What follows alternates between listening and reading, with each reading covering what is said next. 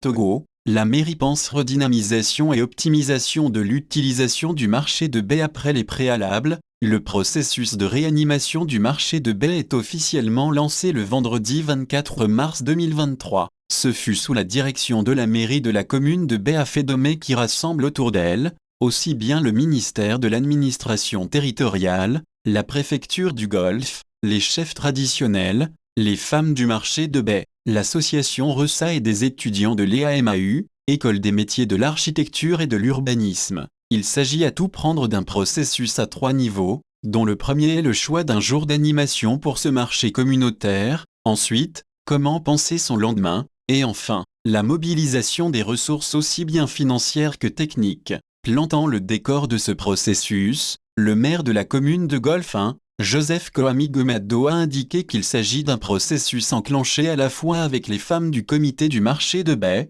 dans leur ensemble, les chefs traditionnels, l'association RESA qui a mobilisé les étudiants de l'EAMAU et également nous avons eu à faire un clin d'œil au ministère de l'administration territoriale et la préfecture du Golfe. Ceci, pour rassembler toutes les idées pour promouvoir la visibilité du marché de baies. Vous êtes sans savoir qu'au niveau du conseil municipal nous avons réalisé des travaux de réhabilitation, c'est physique, mais il est de bon ton d'optimiser l'utilisation de ce marché. Et lorsqu'on constate que le marché ne s'anime pas, il faut s'asseoir et réfléchir. C'est l'objectif primordial. Nous avons eu à mobiliser toutes ces parties prenantes, afin que chacun apporte sa contribution pour que le marché retrouve sa visibilité d'antan. Aussi, l'élu local est revenu sur les différentes étapes de ce processus qui implique divers acteurs. Dans un premier temps, nous avons eu à consulter les femmes du marché, on a travaillé avec les techniciens, et AMAU, RESA, les techniciens de la mairie, les chefs traditionnels. Il était question de réfléchir sur le choix d'un jour d'animation du marché. Il y a un jour qui a été ciblé, mais ce n'est pas l'objectif primordial, mais il faut élargir le champ pour pouvoir avoir d'autres idées pour avoir une unanimité sur ce jour de marché. Et avec ça, la deuxième étape c'est aussi voir comment nous pouvons penser demain pour le marché. Parce que lorsqu'on parle de l'animation du marché et que le marché s'anime, il y aura plus de gens, est-ce qu'on aura suffisamment de place? Est-ce que le marché peut accueillir ses visiteurs? C'est pour ça qu'on a mobilisé également les étudiants architectes, urbanistes, pour travailler sous forme de concours pour proposer des chefs-d'œuvre et voir comment on peut identifier un modèle de construction pour le marché. Troisième étape, que nous avons déjà commencé, c'est la mobilisation des ressources financières et techniques. Il y a des investisseurs qui sont déjà prêts. Nous devons discuter de ça, avec le ministère de tutelle, la préfecture qui joue le rôle de l'égalité de contrôle.